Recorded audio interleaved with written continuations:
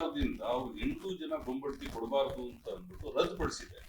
ರದ್ದುಪಡಿಸಿದ ಮೇಲೂ ಕೂಡ ನೀವು ಕೇವಲ ಲೆಟರ್ ಕರೆಸ್ಪಾಂಡೆನ್ಸೇ ಮಾಡ್ಕೊಂಡು ಹೋಗಿದ್ರಿ ವಿನ ನೀವು ಸರ್ಕಾರದ ಆದೇಶನ ಯಾಕೆ ಪಾಲನೆ ಮಾಡಲಿಲ್ಲ?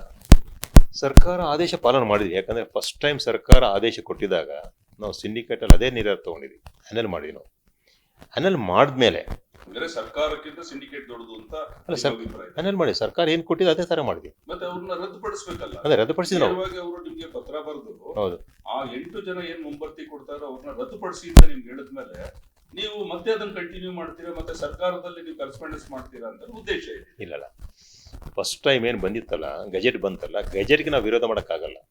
ಗೆಜೆಟ್ನಲ್ಲಿ ಅನಲ್ ಆಯ್ತು ಅವ್ರದ್ದು.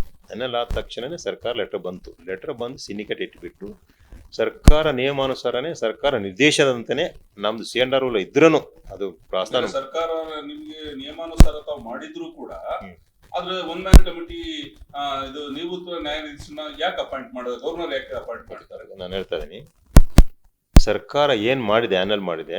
ಅನಲ್ ನಾವು ಸಿಂಡಿಕೇಟ್ ಅಲ್ಲಿ ಅನಲ್ ಮಾಡಿದ್ವಿ. ಅನಲ್ ಮಾಡಿದ ತಕ್ಷಣ ಅವ್ರಿಗೆ ಲೆಟರ್ ಕೊಟ್ಟಿದ್ವಿ. ಅನಂತರ ಏನಾಯ್ತು, ಅವರು ದೇ ವೆಂಟ್ ಆನ್ ಕೋರ್ಟಲ್ಲಿ ಏನಾಯ್ತು, ಅವ್ರಿಗೆ ಸ್ವ್ಯಾಶ್ ಆಯ್ತಲ್ಲ, ಕೋರ್ಟಿನಿಂದ ಬಂತು. ಕೋರ್ಟ್ಗೆ ಏನಾಯ್ತು, ಸ್ವ್ಯಾಶ್ ಆಯ್ತು, ಗೆಜೆಟ್ ಸ್ಕ್ವ್ಯಾಶ್ ಆಗಿದ ನಂತರ ನಾವು ಏನು ಮಾಡಿದ್ವಿ, ಇದು ಗೆಜೆಟ್ ಸ್ಕ್ವ್ಯಾಶ್ ಆಗಿದೆ ಅಂತ ಹೇಳಿದಾಗ ಆ ಕೋರ್ಟ್ ಡಿಸಿಷನ್ ಏನಂತಂದರೆ, ಈ ಸಂದರ್ಭದಲ್ಲಿ ಇಂಥ ಸಂದರ್ಭದಲ್ಲಿ ನೀವು ಅವರ ಮನವಿಯನ್ನು ಪರಿಗಣಿಸಿ ನೀವು ಸರ್ಕಾರಕ್ಕೆ ಕಳಿಸಿ, ಸರ್ಕಾರ ಸೂಕ್ತ ನಿರ್ಧಾರ ತಗೊಳ್ಳಿ ಅಂತ. ಅದ್ರ ಪ್ರಕಾರ ಸರ್ಕಾರಕ್ಕೆ ಕಳಿಸಿದ್ದೀರಾ. ಸರ್ಕಾರಕ್ಕೆ ಕಳಿಸಿರುವಂತದ್ದು ಸರ್ಕಾರ ವಜಾ ಮಾಡಿ ಅಂತ ನಿಮ್ಗೆ ಹಾಕಿದ ಮೇಲೆ ನೀವು ಮತ್ತೆ ಅವ್ರನ್ನ ಕಂಟಿನ್ಯೂ ಮಾಡಿರುವಂತ ಸರ್ಕಾರ ವಜಾ ಮಾಡಿ ಅಂತ ಹೇಳಿದ್ರು.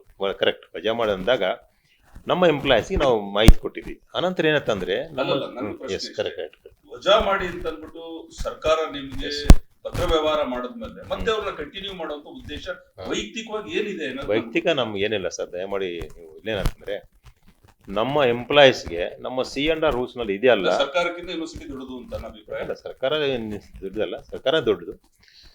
ಏನಾಗ್ತಂದ್ರೆ ಒಂದೊಂದು ಸಾರಿ ನಾವು ಒಂದು ದಿಢೀರ ನಿರ್ಧಾರಕ್ಕಿಂತ ಒಂದು ಮನವಿ, ಯಾಕಂದ್ರೆ 2020 ಆಗಿದೆ, 2026 ನಾನು ಬಂದೀನಿ, 26 ಈ ಥರ ಆಗಿದೆ.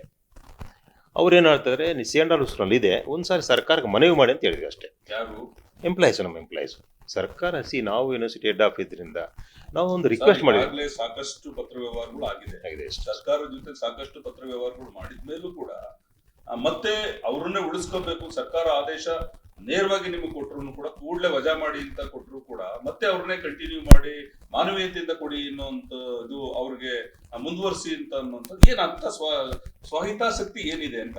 ಸ್ವಹಿತಾಸಕ್ತಿ ನಮ್ಮ ಎಂಪ್ಲಾಯೀಸ್ ಹಿತಾಸಕ್ತಿ, ನಮ್ಮ ಸ್ವಹಿತಾಸಕ್ತಿ. ಈಗ ಫೆಬ್ರವರಿ 12-13 ನೀವು ಮತ್ತೆ ಬಡ್ತಿ ಕೊಡೋದಕ್ಕೆ ತಾವು ಇಂಟರ್ವ್ಯೂನ ಕರೆದಿದ್ದೀರಾ. ಏನ ಅಷ್ಟೊಂದು ತರಾತುರಿನಲ್ಲಿ ಮಾಡುವಂಥದ್ದು ಏನಿದೆ ಸರ್? ಇದು ತರಾತುರಿ ಇಲ್ಲ, ಇದು ತಪ್ಪು ಮಾಹಿತಿ ಸರ್, ತಮಗೆ ಬಂದಿದ್ದು ತಪ್ಪು ಮಾಹಿತಿ. ಯಾಕಂದ್ರೆ CAS ಅಂತ ಪ್ರಕ್ರಿಯೆ ಏನಿರ್ತದೆ ಟೀಚರ್ಸ್ದು, as and when they acquire eligibility, that is a mandatory to give the promotion. ಈಗ ನಾವು ಬೇರೆ ಯೂನಿವರ್ಸಿಟಿ ಕಂಪೇರ್ ಮಾಡಿದಾಗ ನಮ್ಮ ಯೂನಿವರ್ಸಿಟಿನಲ್ಲಿ ಟೈಮ್ಲಿ ಪ್ರಮೋಷನ್ ಆಗ್ತಾ ಇದ್ದಾವೆ. ಇಡೀ ಕರ್ನಾಟಕನೇ ವಾಚ್ ಮಾಡ್ತಾ ಇದೆ. ಅಂದರೆ ಮತ್ತು ಪ್ರಾಮಾಣಿಕವಾಗಿ ಪ್ರಮೋಷನ್ ಮಾಡೋದು ಹೇಗೆ ಅಂತ ಹೇಳಿದಾಗ, ಅವರು ಎಲಿಜಿಬಿಲಿಟೀಸ್ ಏನಿದೆ, first stage to second stage, second to third stage, ಈ ಥರ ಇದ್ದು ಅಸಿಸ್ಟೆಂಟಿಂದ ಅಸೋಸಿಯೇಟ್ ಪ್ರೊಫೆಸರು, ಅಸೋಸಿಯೇಟ್ ಪ್ರೊಫೆಸರು, ಪ್ರೊಫೆಸರಿಂದ ಸೀನಿಯರ್ ಪ್ರೊಫೆಸರು. ಇದು ನಮ್ಮ ಆದ್ಯ ಕರ್ತವ್ಯ ಆಗಿರ್ತದೆ. ಯಾಕಂದರೆ ಟೀಚರ್ಸ್ಗೆ ಟೈಮ್ಲಿ ಪ್ರಮೋಷನ್ ಸಿಕ್ಕಿಲ್ಲ ಅಂದರೆ ಅವಕಾಶಗಳು ರದ್ದಾಗ್ತವೆ. ಅವರು ಪ್ರಮೋಷನ್ ಸಿಕ್ಕಿಲ್ಲ ಅಂದರೆ ಬೇರೆ ಬೇರೆ ಅವಕಾಶಗಳಿರ್ತವೆ. ಫಾರ್ ಎಕ್ಸಾಂಪಲ್, ನಮ್ಮ ಯೂನಿವರ್ಸಿಟಿನಲ್ಲಿ ಟೈಮ್ಲಿ ಪ್ರೊಫೆಸರ್ ಕೊಟ್ಟಿಂದ 2 ವೈಸ್ ಚಾನ್ಸಲರ್ ಆಗಿದ್ದಾರೆ. ಪ್ರೊಫೆಸರ್ ರಮೇಶ್ ಬ್ಯಾಂಗ್ಳೂರ್ ಯೂನಿವರ್ಸಿಟಿ ಆಗಿದ್ದಾರೆ. ಇವತ್ತು ಹೇಳ್ತಾರೆ, ನೀವು ಟೈಮ್ಲಿ ಪ್ರೊಫೆಸರ್ಶಿಪ್ ಕೊಟ್ಟಿಂದ ನಾನು VC ಆಗಿದ್ದೀನಿ.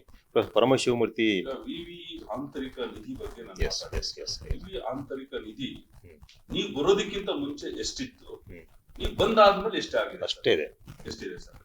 ಅದು ಆಂತರಿಕ ಮೂಲ ಏನಿದೆ, 40-45 ಕೋಟಿ ಏನಿದೆ ಅಷ್ಟೇ ಇದೆ. ಒಂದು ಆಂತರಿಕ ಸಂಪನ್ಮೂಲ ಏನಂತಂದರೆ, ನಾನು ಬರೋಕ್ಕಂತ ಮುಂಚೆ ಬೆಳವಣಿಗೆ ಹೇಗಿತ್ತು ತಾವೆಲ್ಲ ನೋಡಿದ್ರಿ.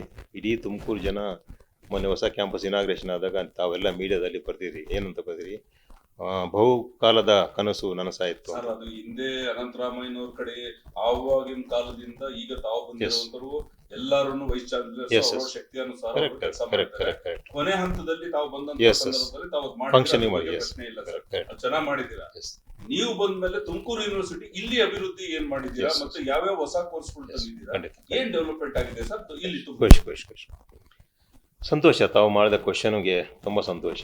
ನಾವು ಬಂದ ಮೇಲೆ ಏನಾಯ್ತು ಅಂತ ಹೇಳಿದ್ರೆ, ತಿಪ್ಟೂರಲ್ಲಿ ಒಂದು ಹೊಸ ಕ್ಯಾಂಪಸ್ ನಿರ್ಮಾಣ ಮಾಡಿದ್ವಿ. ನೆಕ್ಸ್ಟ್ ಮಂತಲ್ಲಿ ನಾವು ಶಿಫ್ಟ್ ಮಾಡ್ತೀವಿ. ಯಾಕಂದ್ರೆ ತಿಪ್ಟೂರಲ್ಲಿ 2-3 ಕೋರ್ಸ್ಗಳು ಗೌರ್ಮೆಂಟ್ ಕಾಲೇಜ್ ನಡೀತಾ ಇವೆ.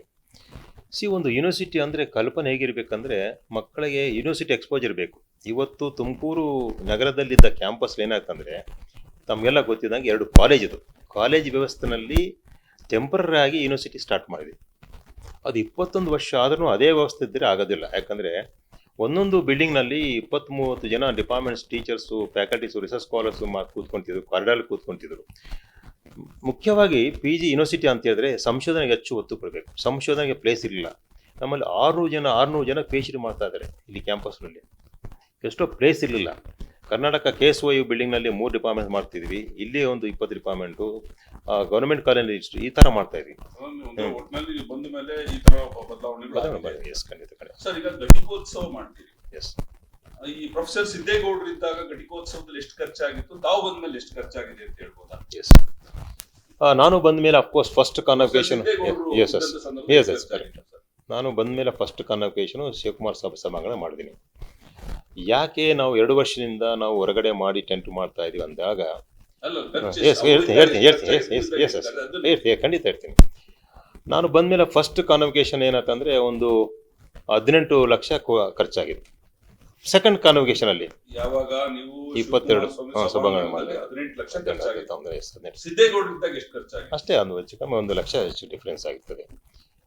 ಆಮೇಲೆ ನಾನು ಶಿವಕುಮಾರ್ ಸಭಾಂಗಣದಿಂದ ನಾನು ಇಲ್ಲಿ ಯಾಕೆ ತಂದೆ ಅಂತ ಹೇಳಿದಾಗ, ಶಿವಕುಮಾರ್ ಸಭಾಂಗಣದಲ್ಲಿ ಆಲ್ಮೋಸ್ಟ್ 16 ಕಾನ್ವೊಕೇಶನ್ ಮಾಡಿದ್ವಿ. 16 ಕಾನ್ವೊಕೇಶನಲ್ಲಿ ಏನಂತ ಲಾಸ್ಟ್ ಕಾನ್ವೊಕೇಶನ್ ಬಂದಾಗ ತಾವೆಲ್ಲ ಗೊತ್ತಿದೆ, ಮುಂದ್ಗಡೆ ಮೀಡಿಯಾ ಪೀಪಲ್ ನಿಂತ್ಕೊಂಡ್ಬಿಡ್ತಾರೆ, ಹಿಂದ್ಗಡೆ 3-4 ಸೀಟ್ ಚೇರ್ ರೋಸು ಕಾಣೋದಿಲ್ಲ. ಒಂದು ಕಾನ್ವೊಕೇಶನ್ ಅನ್ನೋದು ಒಂದು ಸರ್ಮೋನಿಯಲ್ ಫಂಕ್ಷನ್ ಫಾರ್ ಯೂನಿವರ್ಸಿಟಿ. ಎಲ್ಲ ಮಕ್ಕಳು ರ್ಯಾಂಕ್ಸು ಮತ್ತು PhDಸು ಒಂದು ಸಂಭ್ರಮದಿಂದ ತಗೋಬೇಕಂತ ವಿಚಾರ ಇರ್ತದೆ. ಅದಕ್ಕೆ ಕಾನ್ವೊಕೇಶನ್ ಫಿಕ್ಸ್ ಕಟ್ಟಿರ್ತಾರೆ. ಅದು ಸೆರೆಮೋನಿಯಲ್ ಪ್ರೊಸೆಷನ್ ಇರ್ತಾರ. That is the most important festival in the universities. ಆ ಸೆರೆಮೋನಿಯಲ್ ಫೆಸ್ಟ್ ನೋಡೋಕ್ಕಾಗಲ್ಲ, ಅಲ್ಲಿ ಪ್ಲೇಸ್ ಇರೋದಿಲ್ಲ. ಸಣ್ಣ ಪ್ಲೇಸ್ನಲ್ಲಿ ನಾವು ಪ್ರೊಸೆಷನ್ ಮಾಡ್ತೀವಿ. ಆ ಉದ್ದೇಶ ಇಟ್ಕೊಂಡು ನಾನು ಇಲ್ಲಿ ಖರ್ಚು ಮಾಡಿ ನಾನು 25 ಲಕ್ಷ ಎಷ್ಟು ಖರ್ಚಾಯ್ತು. ಟೋಟಲ್ ಘಟಿಕೋತ್ಸವದಲ್ಲಿ ನೀವು ಹೊರಗಡೆ ಮಾಡಿದಂತ ಸಂದರ್ಭ ಎಷ್ಟು ಖರ್ಚಾಯ್ತು? ನಾನು 25-26 ಲಕ್ಷ ಖರ್ಚಾಗಿದೆ. ಮಾಹಿತಿ ಕೊಡ್ಬೋದಾ? ಖಂಡಿತ ಕೊಡ್ತೀನಿ. ಜರ್ಮನ್ ಟೆಂಟ್ ಹಾಕಿರೋ ಅದಕ್ಕೆ ಎಷ್ಟು ಖರ್ಚಾಗಿದೆ? ಅದೆಲ್ಲ ಕಂಪ್ಲೀಟ್ ಸೇರಿ 25-26 ಲಕ್ಷ ಖರ್ಚಾಗಿದೆ. ಅಷ್ಟೇ ಮಾಹಿತಿ ಖಂಡಿತ ಕಾಪಿ ಕೊಡ್ತೀನಿ. ಖಂಡಿತ ಕೊಡ್ತೀನಿ. ಆಮೇಲೆ ಈಗ ತಾವು ಏನು ಹೇಳ್ತಾ ಇದ್ರೆ ವಿವಿಧ ಆಂತರಿಕ ನಿಧಿದು ಸಿದ್ದೇಗೌಡರಿದ್ದಾಗಲೂ 45 ಕೋಟಿ ಇತ್ತು, ಈಗಲೂ ಸೇಮ್ ಅಷ್ಟೇ ಇದೆ. ಅಂದ್ರೆ ಇದರಿಂದ ಯಾವ್ದು ವೆಚ್ಚ ಯಾವ್ದು ಆಗಿಲ್ಲ ಅಂತ ನನ್ನ ಅಭಿಪ್ರಾಯ. ಆಂತರಿಕ ಸಂಪನ್ಮೂಲ ಅಂದರೆ ತಮಗೆ ಒಂದು ಮಾಹಿತಿ ಕೊಡ್ತೀನಿ. ನಾವು ಯಾವತ್ತು ಅಮೌಂಟು ನಾವು SB ಅಕೌಂಟ್ ಇಡಲ್ಲ. ನಾವೇನು ಮಾಡ್ತೀವಿ, ಎಕ್ಸಸ್ ಅಮೌಂಟ್ಗಳು FD ಇಟ್ಬಿಡ್ತೀವಿ. FD ಇಟ್ಟಂದ್ಕೂಡಲೇ ಒಂದು ಮಾಹಿತಿ ತಪ್ಪೇನಂತಂದ್ರೆ ಇದು ಅಂತರ್ಮಿಕ ಸಂಪನ್ಮೂಲ ಅಂತ. FD ನಾವು ನಿಯಮಾವಳಿಯಲ್ಲಿ ಅವಕಾಶ ಇದೆಯಾ? ಯಾವ್ದು ನಾವು SB ಅಕೌಂಟ್ ಜಾಸ್ತಿ ಇಟ್ಕೋಬಾರದು, ಯಾಕಂದ್ರೆ ಈ ಬಡ್ಡಿ ಬರಲ್ಲ ಜಾಸ್ತಿ. ಆಂತರಿಕ ನಿಧಿ ಏನಿದೆಯೋ ಆ ನಿಧಿಗೆ ಸಂಬಂಧಪಟ್ಟಂಗೆ ಸಿದ್ದೇಗೌಡರು ಇದ್ದಂತ ಸಂದರ್ಭದಲ್ಲೂ 45 ಕೋಟಿನೇ ಇತ್ತು, ಈಗೂ 45 ಕೋಟಿನೇ ಇದೆ. ನಾವು ಹೆಚ್ಚಿಗೆ ಖರ್ಚು ಮಾಡಿಲ್ಲ ನಾವು ಅನ್ನೋದು ತಮ್ಮ ಅಭಿಪ್ರಾಯ. ನಮ್ಗೆ ಏನಂತಂದ್ರೆ ಯಾಕೆ ಖರ್ಚು ಮಾಡಿಲ್ಲ, ಯಾಕೆ ಅಷ್ಟೇ ಇದೆ ಅಂತ ಹೇಳಿದ್ರೆ, ನಿಯಮ ಏನಿದೆ ಅಂತ ಹೇಳಿದ್ರೆ, ನಾವು ಸಿದ್ದೇಗೌಡರು ಇದ್ದಾಗ ಪೀರಿಯಡ್ ಇರ್ಬೋದು ಅಥವಾ ಮುಂಚೆನೇ ಇರ್ಬೋದು, ಸರ್ಕಾರದಿಂದ ಒಂದು ಪ್ರಾಜೆಕ್ಟ್ ಸ್ಯಾಂಕ್ಷನ್ ಆಯಿತು ಹೊಸ ಕ್ಯಾಂಪಸ್ಗೆ. 80 ಕೋಟಿ ರೂಪಾಯಿ ವೆಚ್ಚದಲ್ಲಿ ಫಸ್ಟ್ ಫೇಸಲ್ಲಿ ಬಿಲ್ಡಿಂಗ್ ಕಟ್ಟಬೇಕಂತೇಳಿ. 80 ಕೋಟಿ ಎಲ್ಲಿಂದ ಬರ್ತದೆ? 40 ಕೋಟಿ ವಿಶ್ವವಿದ್ಯಾಲಯ ಅಂತರ್ಮೂಲ ಸಂಪನ್ಮೂಲ, 40 ಕೋಟಿ ಸರ್ಕಾರ. ನನಗೆ 2 ಆದೇಶ ಬೇಕು. ಎಸ್,